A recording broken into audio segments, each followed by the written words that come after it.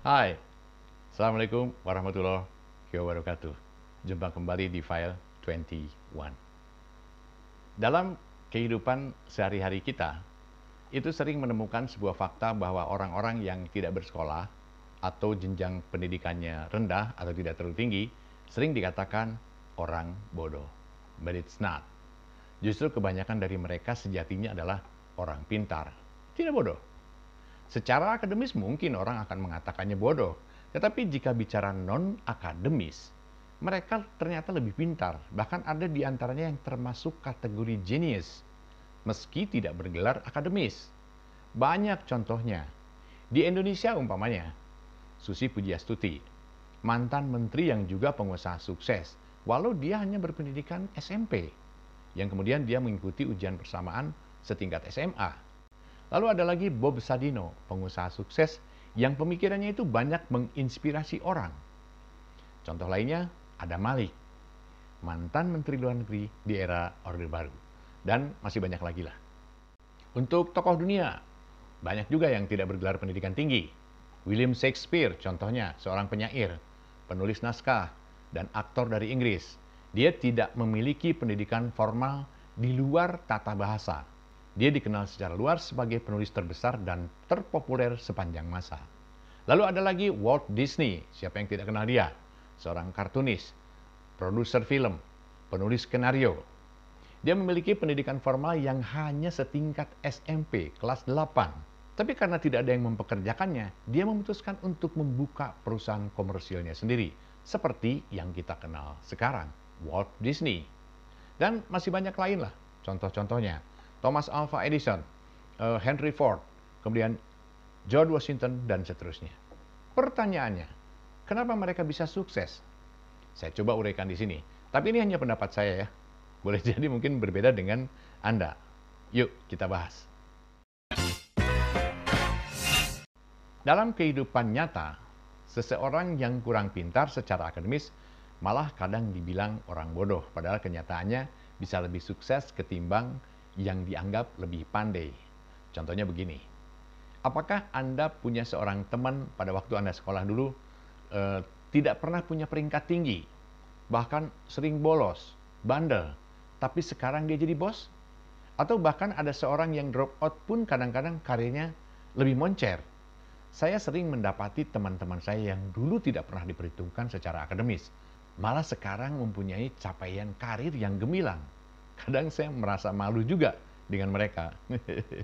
Kira-kira apa penyebabnya ya? Saya tidak mengatakan bahwa tidak perlu pintar untuk sukses. Bukan seperti itu, bukan gitu juga. Akan tetapi ini sebagai motivasi.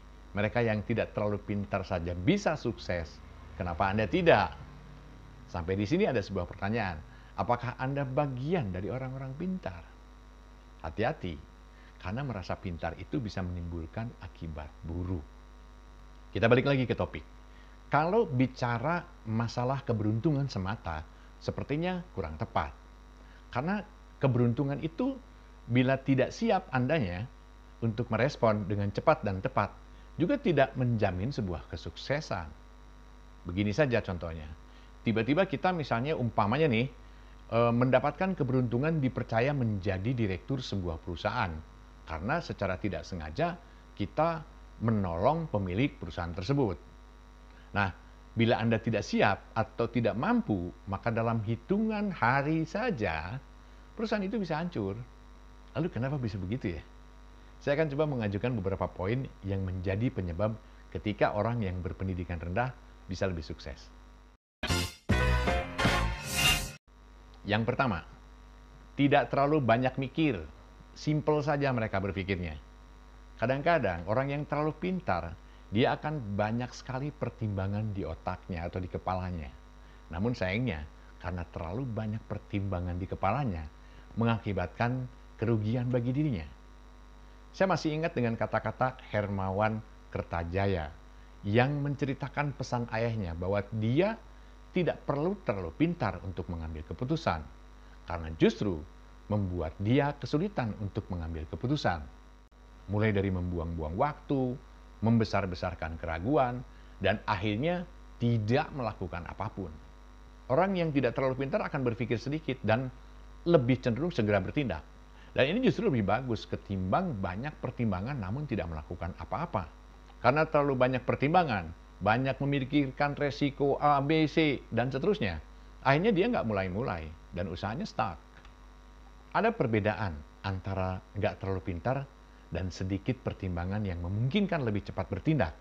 Namun perlu Anda ingat, bertindak tanpa berpikir juga sangat berbahaya. Jadi tindakan ini bukan tindakan tanpa pemikiran terlebih dahulu. Nomor 2, tidak mengedepankan gengsi. Nah, orang yang pintar dengan prestasi akademik yang tinggi, biasanya itu akan lebih memikirkan gengsi untuk bekerja apa adanya. Bahkan lebih memilih menganggur daripada bekerja dengan gaji kecil. Ya memang tidak semua. Berbeda dengan orang yang tidak terlalu pintar tadi, dia akan mau bekerja apa saja dan cenderung mau memulai dari nol. Karena merasa dirinya memang bukan lulusan terbaik dan tidak begitu pintar. Akhirnya, yang satu nganggur dan yang satunya sudah bekerja apa adanya terlebih dahulu. Sehingga yang bekerja lebih dulu pasti punya pengalaman lebih banyak dan kesempatan lebih awal. Gengsi itu adalah sebuah kesenangan yang kadang bisa merugikan diri kita sendiri. Hanya karena ingin dilihat mewah dan tinggi, seringkali memaksakan diri untuk mempersulit diri sendiri. Nomor 3, impiannya sederhana namun cepat diwujudkan. Faktor selanjutnya ini, ketika seseorang yang tidak pintar bisa sukses adalah memiliki keinginan yang sederhana dan tidak aneh-aneh. Tetapi bisa segera diwujudkan, dan itu yang penting. Berbeda dengan orang yang pintar, yang tidak kunjung sukses. Mimpinya setinggi langit dan sangat sulit untuk didapatkannya. Keinginannya kadang-kadang muluk-muluk. Ya akan tetapi tidak segera diwujudkan kan percuma. Dan ini mengajarkan pada kita untuk lebih sederhana dalam menginginkan sesuatu dan tidak berlebihan. Sehingga kita bisa segera mencapainya. Yang keempat, lebih jujur atau tidak pandai berbohong. Penyebab selanjutnya yang bisa menjadikan orang kurang pintar tapi bisa sukses adalah tidak pandai bersandiwara maupun berbohong pada orang lain. Walaupun nggak semua juga ya. Dan ketika seseorang yang membiasakan diri jujur akan lebih cepat mendapatkan kepercayaan yang besar dari orang lain. Makanya penting bagi kita ini agar tidak menggunakan kepintaran kita untuk berbohong. Karena jelas akan merugikan kita sendiri di kemudian hari nanti. Kadang karena kepintarannya, seseorang menjadikan berlebihan dalam mengolah kata dan kabar dikemas dengan alur yang berbeda alias sebuah kebohongan. Dan inilah yang akan membuat seseorang justru tidak berhasil dalam hidup. Nomor 5, punya rasa ingin tahu yang kuat dan mau mendengarkan nasihat. Penyebab yang kelima ini karena orang yang tidak pintar biasanya mereka akan lebih mudah menerima saran atau mungkin lebih mau mendengarkan nasihat. Namun sebaliknya, orang yang sudah merasa lebih pintar itu lebih memilih untuk mendengarkan pendapat mereka sendiri dan merasa paling benar. Ini adalah kesalahan ketika seseorang sudah merasa pintar. Dia tidak mau dikasih tahu. Padahal, sebagai manusia, kita ini tidak pernah lepas dari sebuah kesalahan. Nah, kelima hal tadi sebagai contoh saja, karena memang sebagian orang begitu adanya lah. Ada orang yang tidak terlalu pintar, namun bisa sukses karena beberapa karakter simpel dan juga mau kerja keras tanpa memikirkan gengsi sehingga menjadikannya sukses. Namun sebaliknya, yang pintar malah biasa aja karena pola pikirnya sendiri yang membuat dirinya itu tidak bisa banyak bertindak. Nah, tapi ada satu lagi nih. Mungkin kita lupa bahwa penilaian kepandaian atau prestasi siswa di Indonesia bahkan di seluruh dunia sering hanya dilihat dari aspek kognitif saja. Padahal, kombinasi kemampuan manusia itu dari aspek kognitif, efektif, dan psikomotor. Ini sangat penting dalam kehidupan. Seperti yang kita ketahui selama ini, bahwa ukuran capaian akademis, misalnya menggunakan standar nilai ujian nasional, adalah ukuran aspek kognitif. Kalaupun ada kedua aspek lainnya, pasti sangat minim. Inilah yang menyebabkan kesalahan kita dalam memandang kepandaian seseorang. Seringkali kita anggap seseorang sangat pandai, namun dalam satu aspek saja, yaitu kognitif.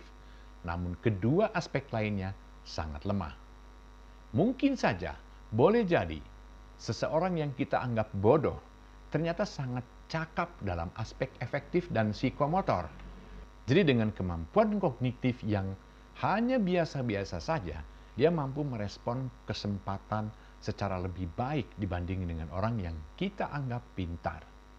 Semoga saja penjelasan saya ini bisa menjawab pandangan awam yang sering mengatakan bahwa kita ini menjadi bodoh sajalah agar bisa sukses.